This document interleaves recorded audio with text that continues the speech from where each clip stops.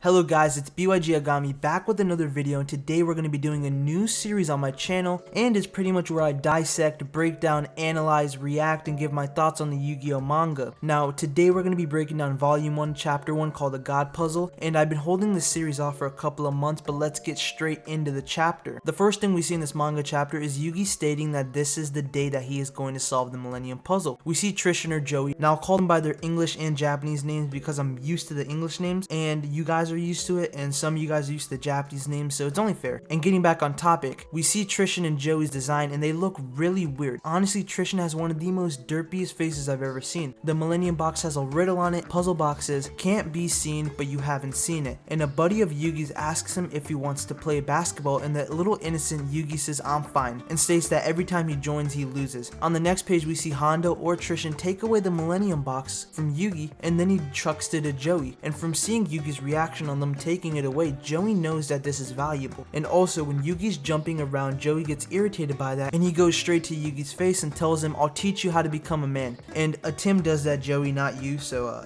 sit down. Joey then says, "Yugi, give me everything you got and I'll give you back your box," which he is implying for Yugi to try to fight him. The next line Yugi states really does show how pure-hearted he is as a character. Yugi says, "Jonouchi, I hate fighting and violence," which honestly I love that Kaz did that from the start. They all three have an exchange talking about what is in the box. Joey opens up the box and is like, "Yo, what is this freaking trash?" and throws it to Honda-kun, and Anzu, aka Taya, comes in for the rescue. Both Jonouchi and Honda are scared of Anzu, and they literally shout Mazaki, and Yugi is very excited and says, "Anzu." We get a little backstory on Anzu and Yugi. Yugi states that this girl is Mazaki Anzu, a friend I've had since elementary school, and even a little description about her, which I find very, very interesting because it's like a play where they state what the person is like in the description about Taya. She is very hard-headed but a wonderful person, which we'll find out later on in the manga series. Anzu states that picking on weaker people, you guys are the dumb ones. I like this because it shows Yugi lacks confidence. Now, we already tell from the beginning how he looks and just the way he acts, and this is good because it's textual evidence. Textual evidence is always better, and I like how they had that little Scooby-Doo reference in there about, "You nosy woman, this isn't over. We'll remember you," because that's what the villains always did in Scooby-Doo. After the gang would catch the person, by the end of it they would always say, "If it wasn't for you meddling kids, I wouldn't have got away with it." Something similar to that. And also by the way they were drawn running. The following page is Anzu talking about the school boys, and she talks about basketball isn't meant for looking up girls' skirts, and the inner teen of Yugi kicks in. So GG on that, Yugi. I consider him the king of games in that sense. Anzu then asks Yugi, "What's in the box?" Yugi says it's a secret, and for Anzu to keep it a secret, which I like because it shows the chemistry of these two. Yugi tells Anzu that he trusts her, already giving the Yugioh shipping fans the ship, so this page is very important. So I want you guys to really pay attention to what I'm about to say. Anzu gets to look at the puzzle and she talks about how aesthetically looking it is, and asks, "What are these parts?" Yugi says it's a puzzle, it's never been completed before, and doesn't know what the outcome of the shape will be. States it's a thing that can be seen, but you haven't seen it. And as soon as I read this, the first thing that came to mind was the Joey duel, and I'll post a picture of what Joey said in the Japanese dub. Same concept. Yugi tells Taya that he lives in a game shop, referring that Anzu has never been over Yugi's house, and the Millennium Puzzle was just in the corner of the room. So Yugi's grandfather just left it there for years and years, and also says that he thinks of it as a memento of his grandfather. Anzu thinks Yugi's grandfather dies, and we would most likely believe that because without any of the prior knowledge about Yugioh, the anime series, all the other movies, etc., we would have came into this mindset of, wow, Yugi's grandfather died because Anzu talked about it. She says that that's why it's so precious to him, and we get some info about the puzzle that it could grant one wish, and that the puzzle was found in Egyptian ruins. Yugi says it's engraved with strange symbols, and says what they guess that it means that the person who solves the puzzle will have a wish like a Dragon Ball, and Kaz has stated that he likes Dragon Ball, so it's cool to see Dragon Ball referenced early on in the manga, and it's most likely because DBZ ended in 1995 and the Yugioh manga was created in 1996, so it's sort of like an honor, like a tribute or something like that. But Yugi understanding that, I feel like, is more of a sense than just guessing, because the thing is, he doesn't understand those hieroglyphics or those Egyptian writings, so I feel like it's like spiritual or like some mind thing that tells him that he can solve it. Like he's the only person that can really understand what it means, but that's just me guessing. Yugi states that he's been trying to solve this puzzle for 8 years and still hasn't completed it. Yugi thinks about it and it brings him down, and Anzu says, "Keep at it, Yugi, you'll get that wish," and winks at him, giving him that motivational drive hormonally, and physically and emotionally. And then Anzu is like, what's your wish? Yugi's like, it's completely classified. Then it fades to Jonouchi and Honda. They call Yugi as a nerd and Anzu as a nosy woman. And then we see this menacing bully. And then Jonouchi and Honda, especially Jonouchi, says that picking on weaker people. And while Jonouchi said that, Tristan and Joey bump into that dude. So pretty much what they were doing is talking about how Anzu said that picking on little kids, and then bam, they just bumped into the dude. And then the big dude was like, what do you mean picking on? And Joey, like a dumbass, said, I might have meant you, so move it. Now before we move on to what happens, I really want to talk about how stupid Jonouchi is by saying that this dude is literally 7 foot something. I'm personally not that tall compared to that dude. Now if someone came up to me like that, I'm doing whatever they say or I'm dipping. Honda even tells Joey to pick better fights with better people. Now let's get back to the story. We figure out his name is Ushio from Tristan stating it, and the backstory on Ushio is that he's a person that enforces the school rules on everyone. After the whole Ushio encounterment, Joey is shown stealing the main piece of the puzzle, and Jonouchi tells us he stole it. He says that while he was looking at the treasure box, he snatched it. Joey also says that this puzzle is useless without it, which is a plot hole because how would Joey know about that? Or maybe it's just common sense because there's a piece missing and it's not fully in effect. Jonouchi throws the piece in the ocean or that river area because he says that without this, his riddle becomes a treasure. The school bell rings and Ushio comes up to Yugi asking if he's ever been bullied. Ushio introduces himself through that way and says he's from the morals committee, and he asks Yugi a question. As I previously said, has anyone been picking on you? Yugi's like, nah, and grips Yugi from the shoulders and says, I'm your bodyguard, Yugi. And Ushio behind Yugi says, I found a good target. The next page skips to Yugi's grandfather's game shop, and it looks really nice. Yugi is about to walk in and he sees Anzu, who has been following Yugi, what it seems like, and she says, it's been a while since I played over your house. But the thing is, earlier on in the manga, Yugi says that my grandfather owns a game shop, so I guess it was stated for the fans and not for her. And we see Grandpa, the man of the year, his name is Muto Sugoroto, and he is the owner of the Kame game shop, and I'm sorry if I pronounced Kame wrong, and which could also be inspired from Dragon Ball Z by the Kame house. And in the manga, Sugoroko means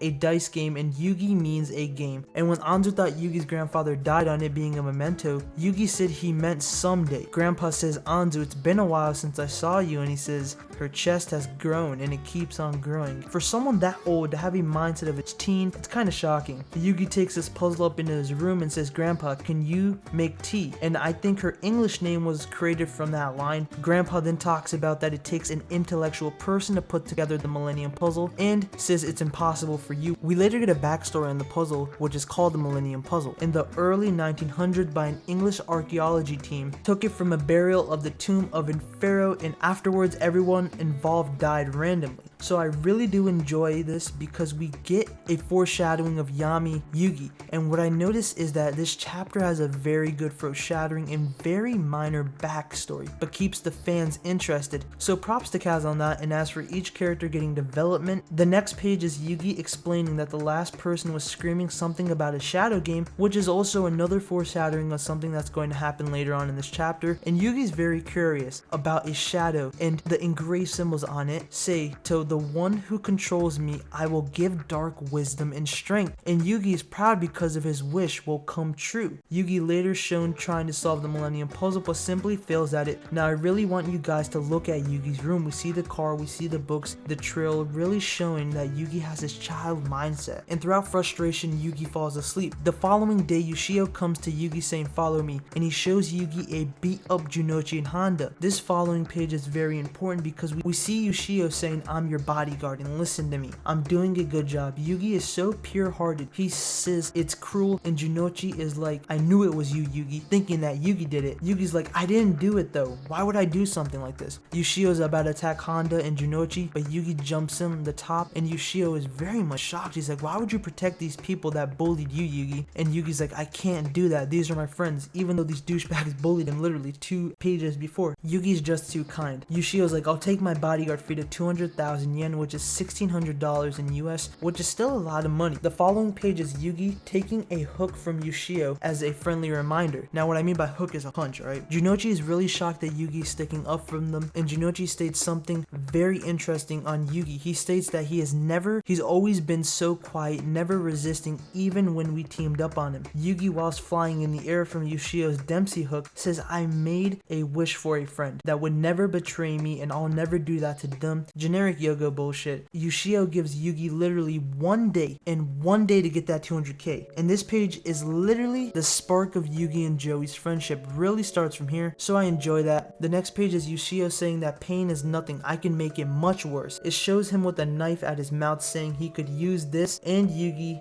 I can make it much worse. And Yugi says, I can't beat him in 100 years. He's so much bigger and stronger than me. There's nothing that I can do. This is brilliant because it's a foreshadowing to Tim, which really cements the low confidence that Yugi has. Where Yugi opens the jar up, it's $13.34, which isn't shit, and it converts to 1,656 yen. But let's skip to the next page. Yugi is working on the puzzle, but is questioning, why is he working on this? This isn't the right time, dude. But with coming up with nothing, Yugi's mind starts to solve the puzzle. His mind becomes more clear. He begins saying that this fits here and this, that, and this is my personal take on it. I feel that the puzzle or spirit within was calling for him to solve it, and that's why it became easier, so he proceeds to solve the puzzle. He literally just needed one more piece, but sadly Jonouchi threw it through the window. Yugi takes apart his whole room looking for it and says his wish will never be completed, and basically all those 8 years of hard work goes down the drain. And then it skips to Grandpa sneaking behind Yugi, a sad Yugi, and says to Yugi that it looks like you finished the puzzle. Yugi states, no I didn't, Grandpa, I was so close. Grandpa gives a little speech to Yugi and says, you worked 8 years on this, you put your hopes and dream into this, have a little bit more faith, your dreams will come true. And he gives the missing piece to Yugi. One thing I really like about this chapter, in my opinion, is that I'm getting a lot of memories to the episode 1 called The Heart of the Cards of Duel Monsters. And this moment reminds me when Kaiba has Yugi cornered up their first duel in the whole Duel Monsters anime. Yugi isn't having faith in his deck. Grandpa, who is severely injured, says through a spiritual way, for someone believing in fate, they're giving up too fast. These moments share a lot of things in a sense of Yugi is backed up in a corner with this whole Ushio problem, but Grandpa was not the only help in the situation. Grandpa Muto says, Yugi, one of your friends came by the shop and gave me the puzzle piece, and the following event is Yugi asking who was it, but thank you to whoever did it. Grandpa spills the beans and said his name is Jonouchi, and Jonouchi said to keep it a secret, and Grandpa also says, so some dude was giving you a problem, his name is Ushio, and Grandpa slips in the 200,000 yen in Yugi's bag, so we can infer that Yugi's grandpa is semi-wealthy. He was able to gather $1,000 and no sweat. Yugi's like, this is the moment of truth, and the Millennium Puzzle finally be completed. And we see the puzzle clip together and a shine occurs, and we see these circles coming from the puzzle and going straight into Yugi's mind. Now what I personally think is that this is the link from a Tim's soul entering Yugi's mind, but I may be wrong, I really don't know. It might be vice versa. It's so complex, but pretty much what it is one can leave the body and the other has to stay in the puzzle, so they're linking and they're becoming one in a sense. But I may be wrong, I really don't know. As for Grandpa walking away, he says that the one who completes the puzzle will inherit the Shadow Games and dispense justice to all and judge evil, and these words are from the ancient Book of Dead. Now what this means is Yugi will inherit the Shadow Games, aka meaning he will be able to use them, and when they say dispense justice to all, it's basically helping out people. Judge evil is simply he will decide if it's bad or not. The next image has a dark presence to it, and it looks like Yugi's getting possessed. Yugi calls up Ushio telling him to meet him at the school, and Ushio confronts Yugi and says, where is the 200,000 yen at? And to be completely honest, a Tim or Yami Yugi looks scary as fuck. Like personally, if I saw him in real life, I would not meet him. I would rather meet normal Tim. Yami tells Ushio that he brought 400,000 yen by mistake, which is weird since Grandpa gave him an extra 200,000 unless he knows about the Shadow Games, so there is something you can think about. But Yami's like, let's play a game, and if you Ushio win, you will get more than 200,000 yen. And he says, the only thing we need is that the knife you're hiding. Now, the following rules for the Shadow Game is that each player takes the turns by placing money on top of their hand and stabbing the money with their knife, and basically all the money that goes into the players that stab the knife. So basically if you stab the money, all the money that gets stabbed, you take. take it, and as for the opponent, they take the remainder that hasn't been stabbed. So basically they're both getting something at the end of it, and when there is no more bills left, the individual with the most money is the winner. And side note, if they stab their hand, they instantly lose the game, and they give the opponent all the money they won. Yami, after stating the rules, says, "Sound fun, eh?" Like what?